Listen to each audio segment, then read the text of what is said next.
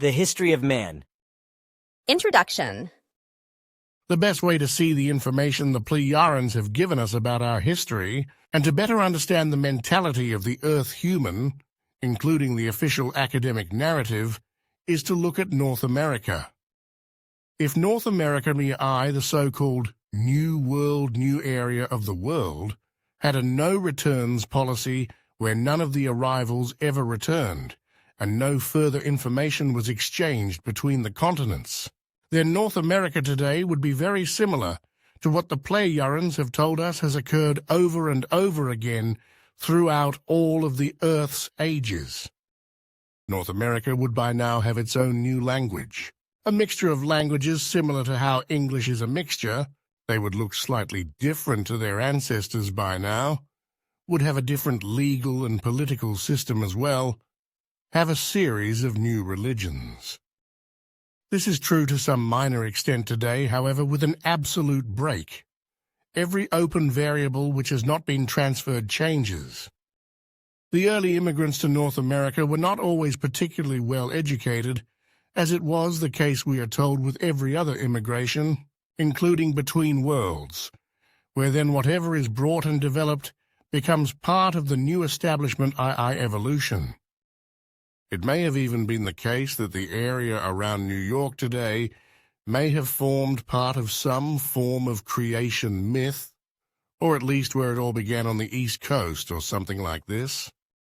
Fortunately, at this stage in history, we have means of communication, technology, common language, transportation, various cultural and social interaction traditions.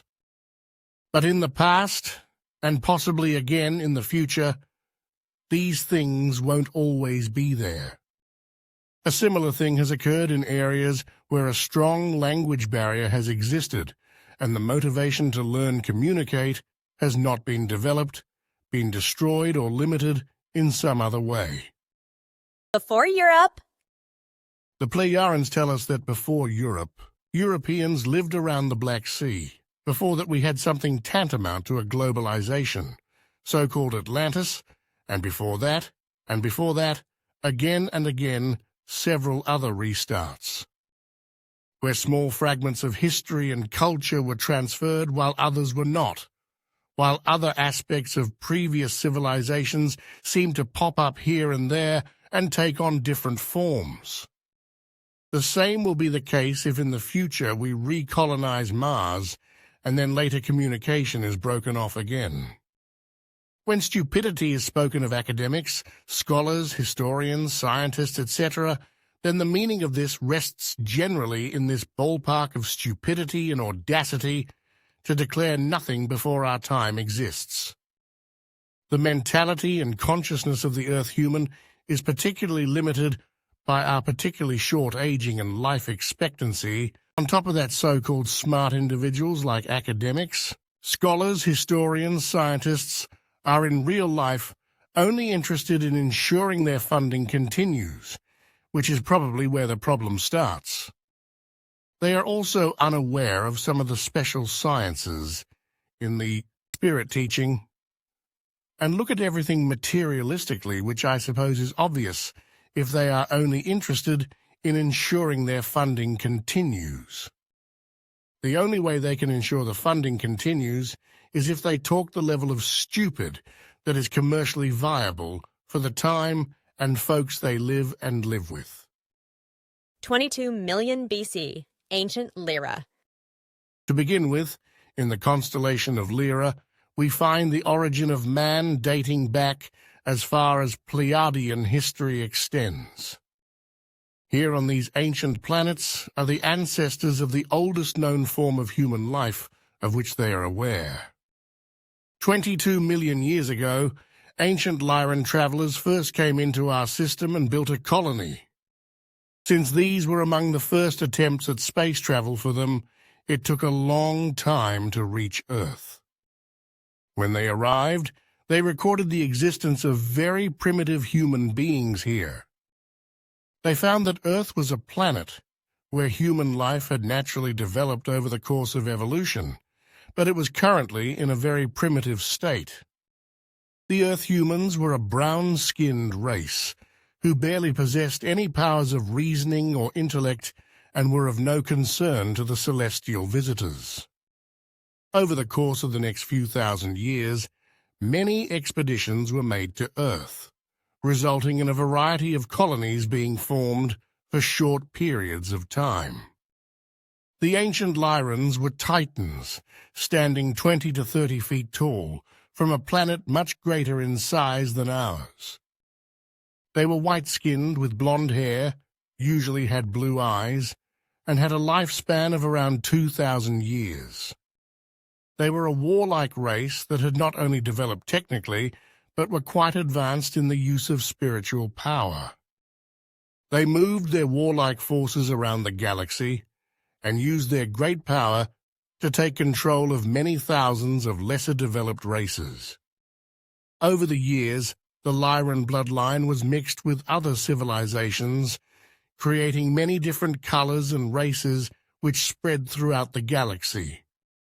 Just as their race was at its highest peak of advancement, a huge, destructive comet that became known as the Destroyer Comet found its way into the Lyran family of planets, and 2/3 of their race were killed. The last fly passed by the Destroyer was in 1680.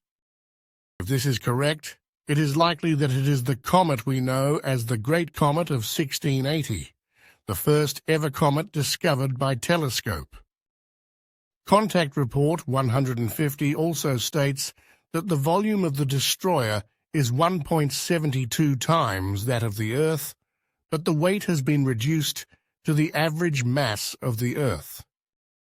Contact Report 251 additionally talks about the Destroyer Comet as the threatening wandering planet in the past, over a long period that had caused a great deal of destruction and wreaked great havoc in the Sol system.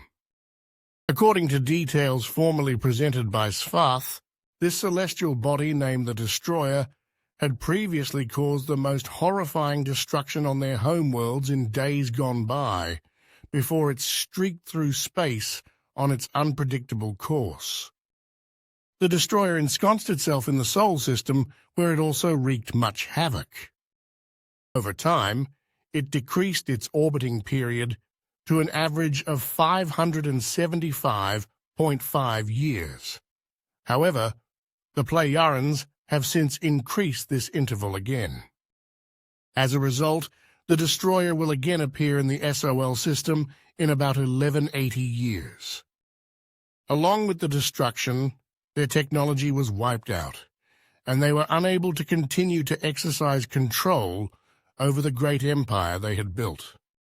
The great Lyran Empire had degenerated back to one planet with no technology to speak of. They were barely able to survive, and were faced with the task of rebuilding a civilization which once dominated thousands of other worlds. After thousands of years, the Lyrans restored their society and again became a dominant force in the galaxy. Pleiadian history documents that he Lyrans went through a series of civilizations over a period of several millions of years. It was their pattern to rise to power, begin to fight among themselves, and then degenerate into a primitive society and start all over again. On some occasions, their wars were so brutal that it took millions of years for them to recover from the primitive state left by the destruction. 387,000 BC, the first settlement on Earth.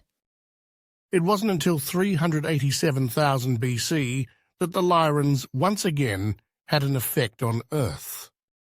Another war had ravaged Lyra, and many of those on the losing side had fled for safety.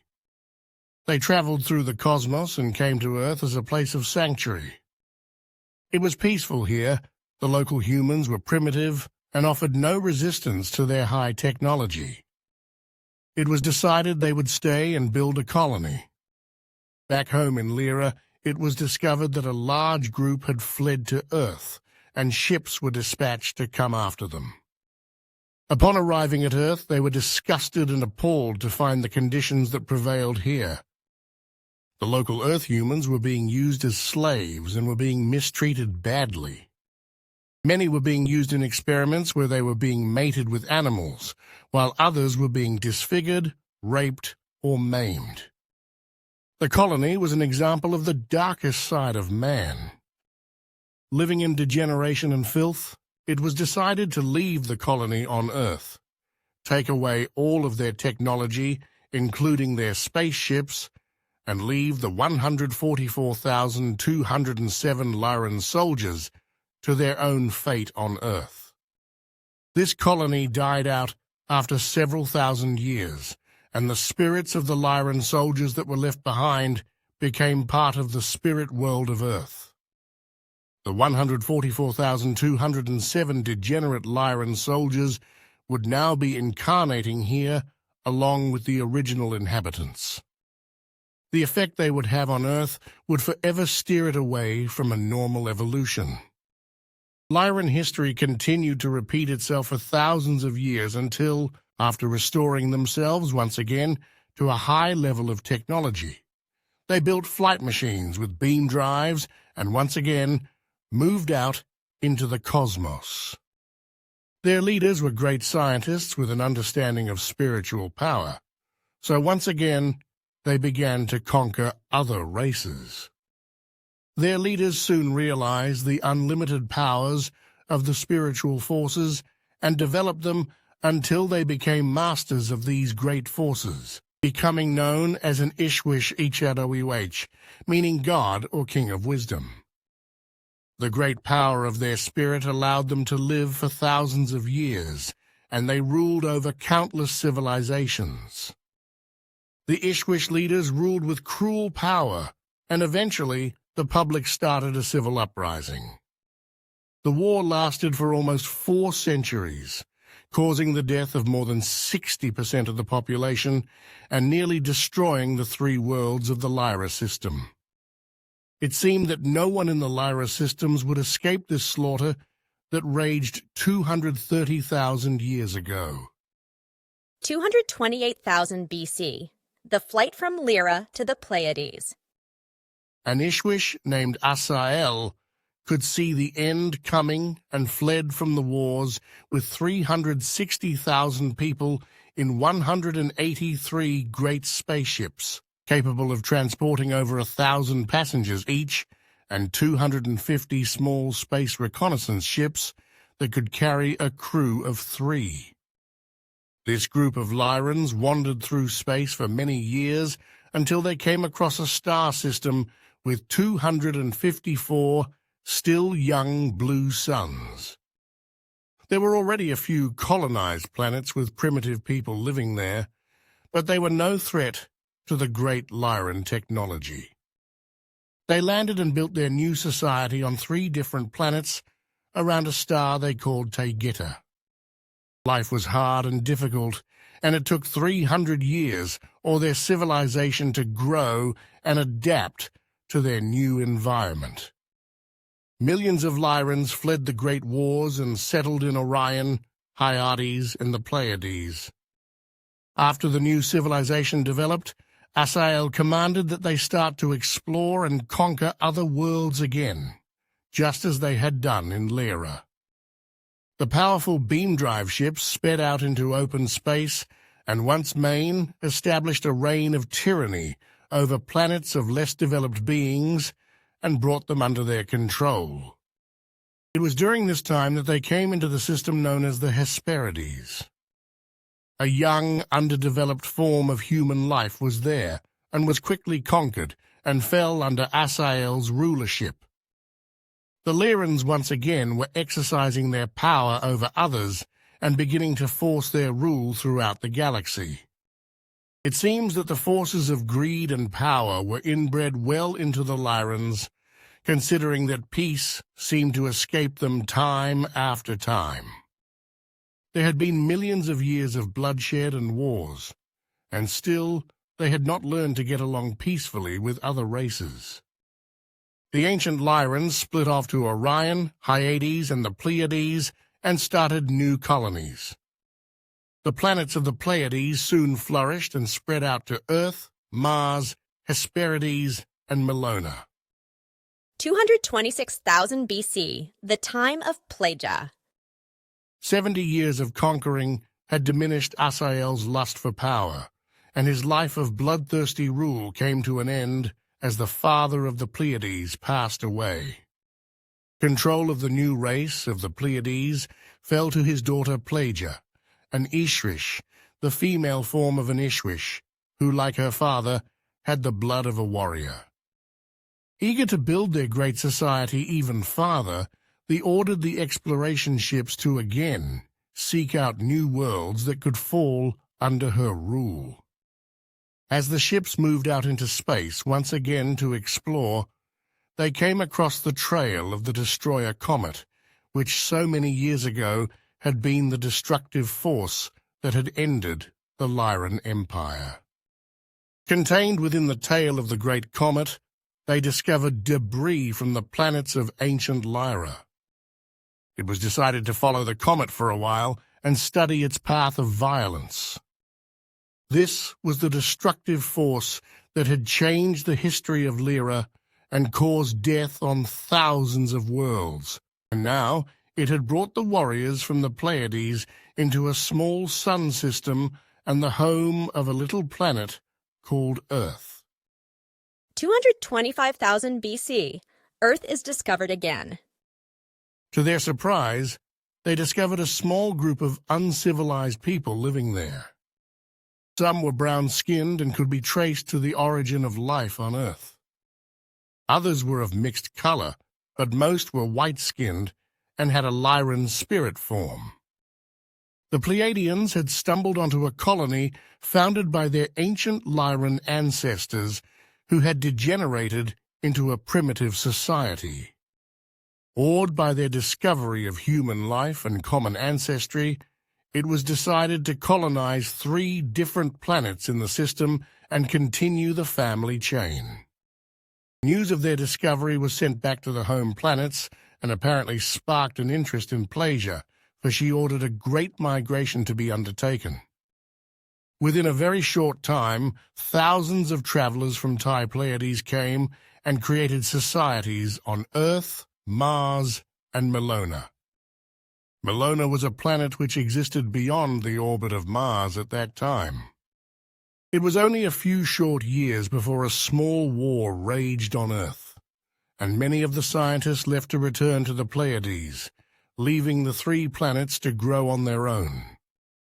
Plagia was unhappy with this and did not want her new colonies to be destroyed, so she dispatched a fleet to stop the war, and things calmed down again.